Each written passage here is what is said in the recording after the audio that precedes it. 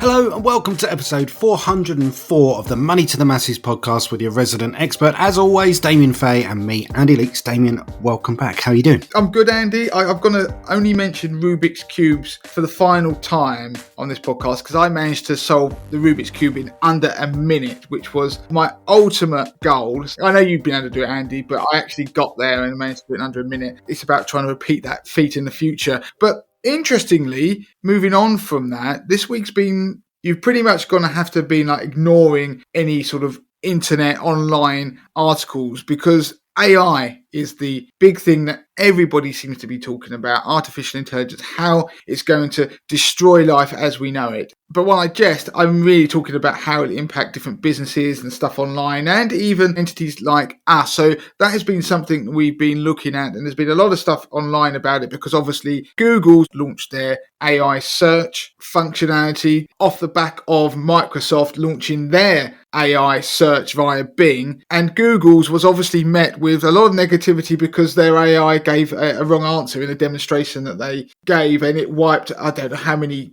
100 billion off the share price. So it's been something that's been a focal point for a lot of industries because lots of people listen to this podcast. AI is going to have a huge impact on their job, but also the way they interact with things going forward. And actually, I'm more than likely in the coming weeks, because it gives an opportunity to do an investment piece based around AI and how you can actually ride that trend to try and invest and make money. So that's something to bear in mind. It's an idea I'm playing with for 80/20 investor members, so I could give some small insights on the podcast. So it's been an interesting time actually this last week. So something to bear in mind. And if anybody has any thoughts about all of this and its impact on the world of money, then feel free to put them into our community. So I'm going to move on to what's on this week's show, Andy. And I'm going to be doing two pieces and you're going to be doing the third. The first piece I'm going to look at is to do with currencies, and in particular where currencies might be headed, because that's a massive impact on our lives, whether it's us going on holiday or on investments. And I'll flesh that out when I do that piece, but there's something interesting in there, especially if you like fast food. I'm then going to do something because it is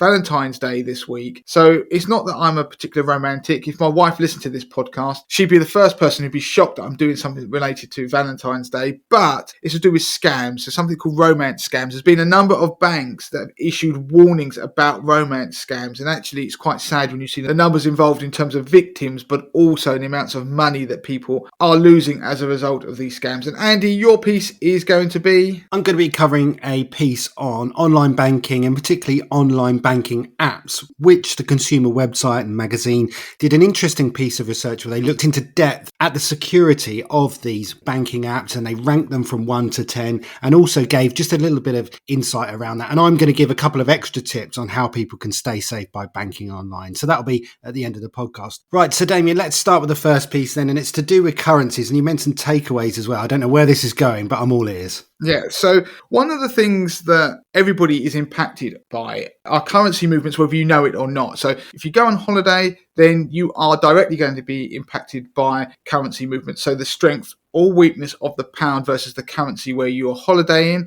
If you are just living in this country and you don't go abroad, then it does impact inflation, because obviously if the UK pound is weak against other currencies, then we have to pay more pounds to be able to buy products from abroad. It starts to fuel inflation. But also, if you've been listening to the market updates that I do, so I've done a market update for February just a few days ago, then I talked about the dollar index. So that is a measure of the strength of the dollar against a basket of currencies, and it has a huge impact on investment markets generally. So where bonds, equities, different asset classes, including commodities and gold, where they go going forward. So whether you realise it or not, currencies have a big impact not only on your enjoyment of life, that's holidays, but also on your wealth. So people ask me sometimes about currency moves and what's going to happen to the currency, particularly in investing, because it does have such a massive impact. If I look at some of the funds in my own 50k portfolio that I run on 80/20 Investor, there has been a huge move in the pound versus the dollar since late autumn last year,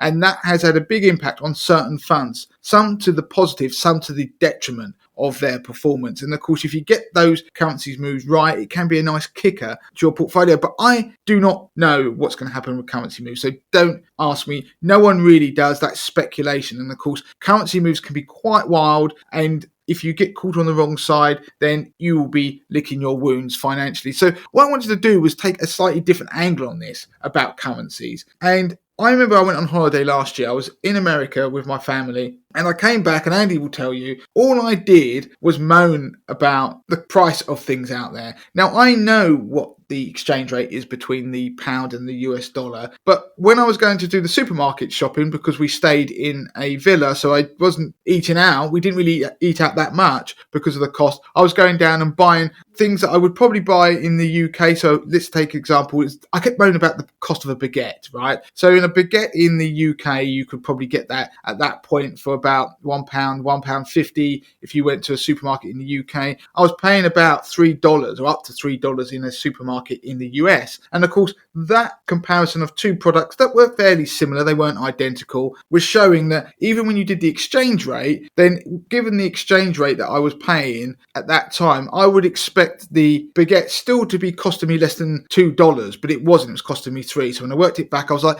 not only is the exchange rate poor, but everything seems really expensive when you try and compare like for like products. So this actually leads nicely into what I'm about to talk about. This comparison of what things should really cost when you look at two items. And that's actually known as purchasing power parity. So it's PPP. It's a theory that all currencies should head towards a rate so that the prices of a basket of goods and services should be the same. In other words, if you go and buy the same thing in two different places, then the currencies, if you believe this theory, should move towards a rate that effectively the cost of these two things is identical. So if I'm paying £1.50 for a baguette over here, then I'm paying effectively £1.50 for a baguette in the US. Now, the problem is no two products are really alike, but there are variances around the world in almost anything you would look at, whether it's food that you buy in the supermarket or services that you buy within the economy. Back in 1986, The Economist came up with this idea that was meant to be a fairly light-hearted way of looking at this concept, and they created the Big Mac Index. Now, the Big Mac is, as you know,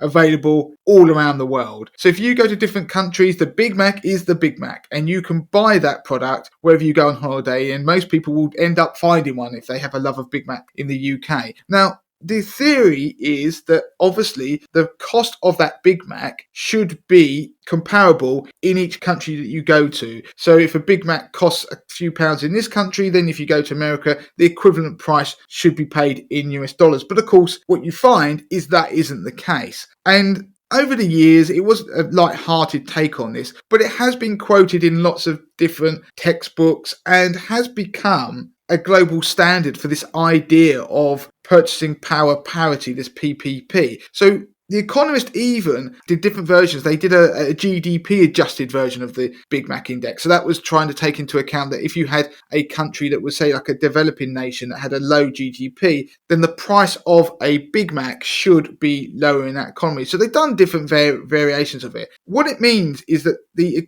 Big Mac Index can be quite useful in seeing, well, where might currencies move to? Where should they be if we take the Big Mac as a standard? And The Economist has recently updated all the data. And if you go and look at their website, you can play around with their data. Now, they always look at it in terms of dollars, but you can, if you play around with it, get it as the base currency being the British pound, and then look at where other currencies should be. So I've done that. I'm going to put a link in the show notes in case you want to, but I want to give people the highlights of this. So I'm going to take the US as my first example. Now, in Britain, a Big Mac, based on what they're saying, costs £3.79. In the US, it costs $5.36.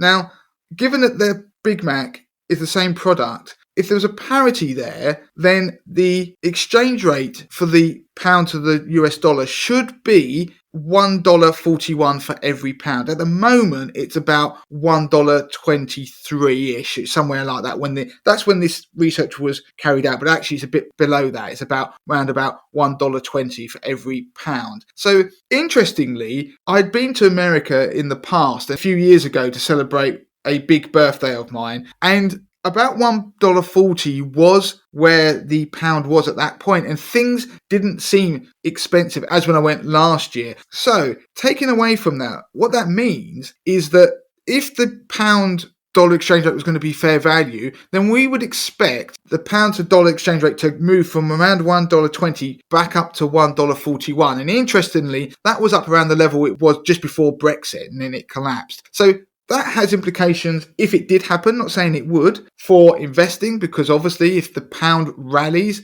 against the dollar, then that is detrimental to assets that you hold in dollars when they're converted back to pounds. It tends to be a headwind for the FTSE 100, but of course you don't know that's going to happen. It does also mean that it shows that when you're looking for a holiday at the moment, and there's a list here, I'm going to run through some of them, which therefore give you indications of what would be an expensive place to go on holiday versus a cheaper place to go on holiday. It can give you insights into that as well. So I've just said that example there. What about Europe? Actually, in Europe, so we're taking the whole euro area, again, a Big Mac is £3.79 in Britain, according to their research. It'd be €4.86. Now, the implied exchange rate is 1.28 euros to every pound. Well, at the moment, that is 1.13. So it shows you there is an overvaluation of the euro versus the pound of 13.2%. So again, it just shows you how expensive it is to holiday in Europe. And if you do go there, you'll come back doing what I did, just moan about the cost of a Big Mac or a baguette or whatever it is you're buying compared to the UK. So we'll put a link through to the article so you can have a look at the data and play around with it.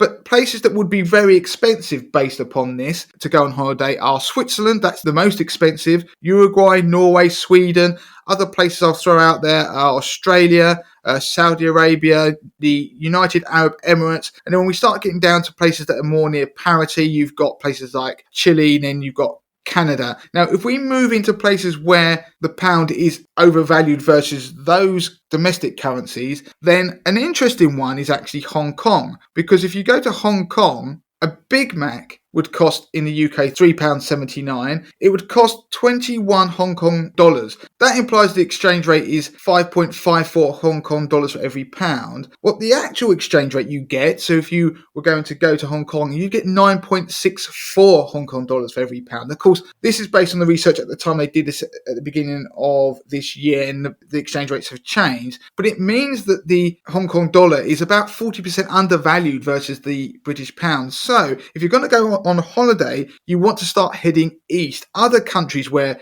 the pound is massively overvalued versus that domestic currency is India, Indonesia, Taiwan, the Philippines, and South Africa. So they are all countries where if you went there, you'd be sitting there thinking, blimey, it is cheap to buy things out here when you're on holiday. Other countries include Japan, Vietnam, and even China. So while I can't tell you what's going to happen to currencies, if you believe this theory that the currency should go towards this mean to make something like the Big Mac an equivalent price in each currency, then it suggests that certain currencies are going to move up and down quite considerably versus the other, which will have a big impact on how your holiday will feel if you go away, but also how the currency moves could, if they occur, and we start to go back towards the mean reversion, if you will, how it could start to impact your investments. Okay, so the next piece then, Valentine's Day is coming up, and we're going to tie this in with a piece for the podcast. Damien, you've said you're not a romantic, but you're going to cover something about romance scams and what to be careful of. Yeah, I mean, I have to caveat that. I'm told I'm not a romantic, which is slightly different. My wife, I'm not. I mean, it's just the way I'm built, unfortunately. I just never have been. We always laugh at my wife. She tells me, I wish you were more romantic, but we've been together for 20 years, so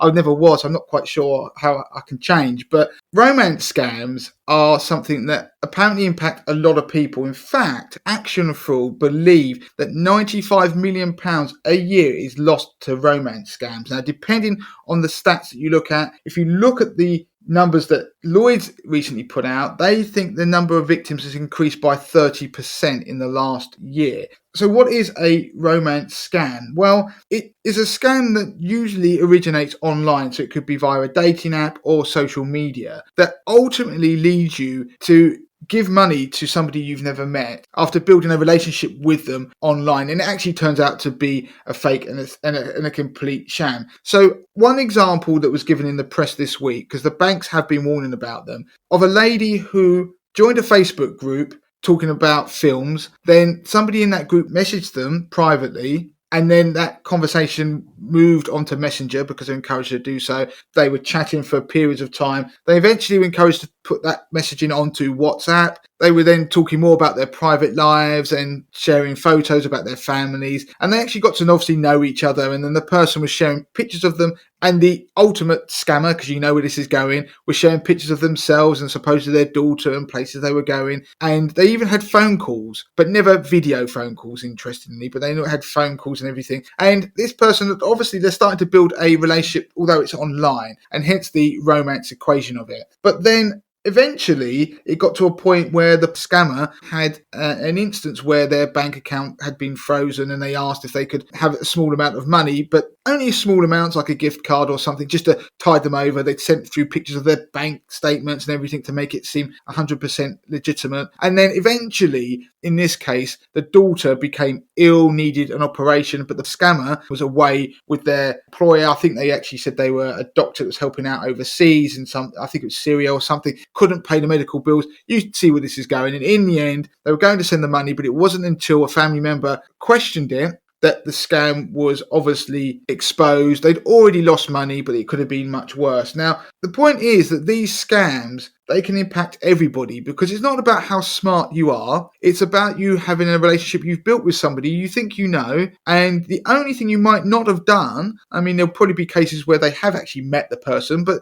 yeah, normally you haven't met them or not seen video calls. They are red flags. But there will be cases out there where a person maybe has met somebody, but they're not necessarily telling the truth. In an example that Lloyds gave, one pensioner lost £14,500 to a scam, which obviously is a lot of money. And it's not something, I don't want people listening to this thinking it's a female problem that are getting sort of all romantic. In fact, when they looked at the data, 53% of the victims are actually men. Now that's increased. If you go back a few years ago, the majority of people who were victims were women, but now it's more likely to be men who are victims of this kind of scam. And the average amount that they're being scammed is about £8,234. I like what I said about. It was actually a very precise figure that it was given by one of the banks. And the group that's most likely to be impacted, which I think is important, is the age group between 65 and 74. And they are actually more likely to send an average of about £12,000 to the scammers. So the message is, even though you might not think you'd fall foul of this type of scam, there are very smart people who are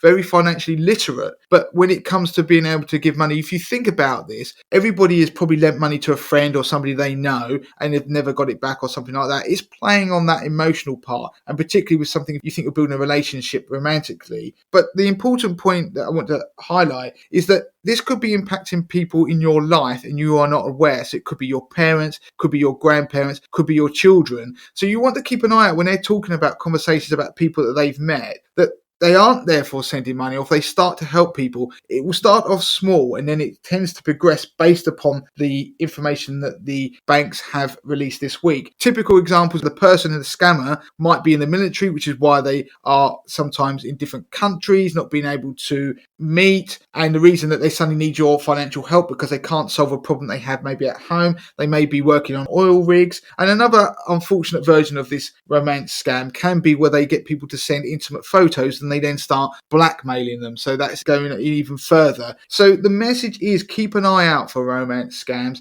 This isn't some niche thing that's occurring. Both Lloyds and Nationwide put out warnings this week to tie it in with the whole Valentine's thing like we have on the podcast this week. I mean, protect yourself as best you can, which is obviously don't share your bank details or other personal details with somebody. Just be cautious. If people are avoiding in-person meetings and video chats, this is some of the things that people say online to try and protect yourself, then be wary. But of course, as people know, romance scams and other scams like this can still happen with people you meet in person. So be vigilant, but also keep an eye out for people that you know that might be vulnerable, because these people do target vulnerable groups. And as I mentioned earlier, particularly their group between 65 and 74, which unfortunately will be people who are probably lonely as well. They target those people and they are likely to lose more of the money. And also don't forget that that is probably some of those people's life savings as well. So we're keeping it quite tight this week. So moving swiftly on then, Andy, onto your piece relating to the security of banking apps.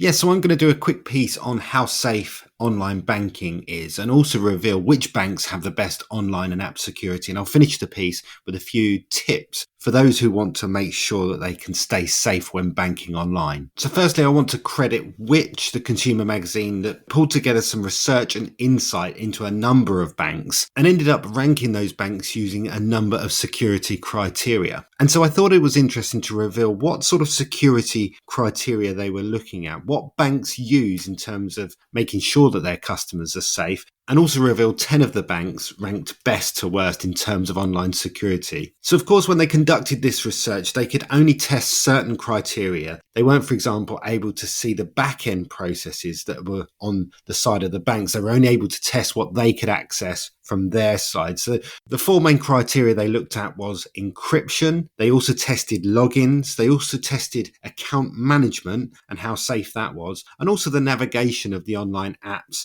and web apps, and also how safe the logout process is. And so just digging down into a little bit more of the detail in terms of what that means, they're looking for strong customer authentication. And what that means, when you log into your online banking and you use a card to pay online, for example, you'll probably notice that there's additional checks from time to time from your bank. You may have to put in passcodes, you may have to put in your thumbprint, you may get sent text messages. So strong customer authentication, or SCA, is what they were looking for, usually involves multiple identification checks to ensure that that transaction is secure. Another one of the key criteria that they were looking for is confirmation of payee, or COP, and that helps prevent payments being made to the wrong bank accounts. So what it does is it actually checks the name of the payee against the account details provided and alerts if they don't match. Now that might seem like a simple check and you would think that was a prerequisite for sending payments, but actually not all banks offer it. And while the 6 largest banking groups were forced to introduce it in 2020, others have been slow or have been just gradually introducing it into their processes. So that's one of the key things that they were looking at as well. They were also looking into IP addresses, making sure that they were secure. Security headers, which help to protect against a range of cyber attacks by telling your browser to behave in a certain way when it's communicating with the bank's website. And they're also looking at something called Transport Layer Security, TLS, which is like a digital stamp of approval and ensures that the communication between you and your bank is scrambled to make sure that no one can intercept that. And so when the numbers were crunched, it came up with a list of the top banks for online banking security, with the top bank scoring 82% and the bottom bank scoring 52%. I'll read you through the top 10 and I will share with you the article so you can look further into the insight and analysis that they did. So Starling was top, HSBC next, then NatWest, Lloyds, First Direct, Barclays, Santander, Cooperative Bank, TSB, Nationwide, and Virgin Money at the bottom on 52%. Starling scored a pretty impressive 82%. So obviously that doesn't cover all the banks, but it's pretty much most of the major providers, and no doubt many listeners will be banking with one of those. And so obviously that insight is interesting. It shows you how secure your bank or online banking is. But I also wanted to share some information on how you, the individual, can make sure that you try and stay as safe as possible when banking online. And so the first thing I just wanted to remind people if they bank online is most banking apps these days allow you to instantly freeze your debit or credit card. So if you've lost your card or if it's been stolen, make sure that you head into your app as soon as possible and click the button that allows you to freeze that card, because that is likely to be far, far quicker than trying to contact your bank via phone. Another thing that we can all do straight away is block certain payment types. So if you're someone that doesn't ever purchase anything outside of the UK, or you're not interested in gambling, for example, there are 2 types of transaction that you can actually ban and block via most banking apps. So make sure that you do that, just to ensure that if your details do come into the wrong hands, those 2 types of transactions will definitely be rejected before they have any chance of going through. Another thing you can do is set notifications within your app, and you can set real-time notifications, which mean that you'll get an alert every time something goes through your account, and it makes things much, much easier to spot if you've got those notifications on. In addition to that, you could consider linking your banking app to one of the budgeting apps out there. And a budgeting app will be able to collate all of the information from a number of banks, if you bank with a number of banks, credit cards, for example, even your pension and things like that, and put it all in one place. And by just checking that one app, you will be able to see everything that's going through. And again, that could help you to easily spot something before it becomes a major problem. And just a few extra tips at the end to make sure that you're making it as difficult as possible for unscrupulous people to get hold of your details. Don't click on any links that come in emails or text or WhatsApp. It's very easy for scammers to impersonate banks or other firms, and via those links it's very easy for them to steal your data. Make sure that when your phone's due a software upgrade that you do that, because often software upgrades include the latest security software. Consider also additional antivirus software if you bank online using your computer. And if you use your phone to bank online, then make sure that you go into the settings so that your phone auto locks after a short period, meaning you'll need to put in a code or your thumbprint or your retina scanning, and also disable on-screen notifications, because if a scammer gets hold of your phone, and even if they can't get into your phone, if they're able to see an on-screen notification, let's say it's a one-time passcode, then they're going to be able to use that to access your financial information. So don't allow on-screen notifications. A really good tip here is to just check your privacy settings and data that you share on social media. Make sure that it's locked down, friends only, etc. And make sure that you don't reveal any sensitive information like your address, your phone number, email, date of birth, mother's maiden name. All of that information can be used by criminals to steal your identity. And it goes without saying, don't accept any friend requests from people that you don't know. Another one is to make sure that your home router has a secure password. For example, replace any default passwords that come with that, because by leaving it as it is, it does leave you open to people being able to access your personal information through your home router. The same goes for unsecured wireless networks or public computers. If you can, use a virtual private network, a VPN, which will hide all of the sensitive information and make sure that scammers can't get hold of your details. And just finally, the last one, if you get a call from your bank out of the blue, make sure that you very politely, because it may well be genuine, end the call and say that you will call them, and then make sure that you call the bank personally from the number on any letters you may have at home or on the back of your bank card. Also, make sure that from the phone call that you received that you've disconnected that call, because there is a way that scammers can actually stay on the line if you don't disconnect that call correctly. So there's just a few tips there on how you can stay safe online. Again, I've read out the best and worst of the banks for online security, and as I said earlier, I'll share the article with the full details within the podcast notes. Damien, we're done for this week, so all that's left to say is the usual stuff that we should say at the start, which is please do review the podcast. And if you email lauren@moneytothemasses.com and you've done that, you can actually claim that and we will send you out a Money to the Masses mug to say thank you. Yeah, and we've done that this week, in fact. So last week we read out a few reviews, people got in touch, and there'll be mugs going out to them ASAP. So there you go. You could be a Money to the Masses mug holder. I mean, some would call it bribery. We just call it being generous. Yeah, generous to a fault. One quick point, linking all the way back to the AI I mentioned at the start of this show. For those of you who have found us in the past and you've become part of the community, you love listening to the podcast or using the website, please do make sure that you tell other people about it. Because the reason I say that is obviously if you'd watched any of the stuff to do with Google and things like that in the future, we're likely to have a lot of these people out there trying to take over the internet with things that don't allow people to find great shows, great sites like ours and like the millions of others out there in the way that they do now. So if you find what we do entertaining, useful, please tell people about it and help us spread the word about Money to the Masses. So that is it for this week, Andy. And all I'm going to say is until next time. Until next time.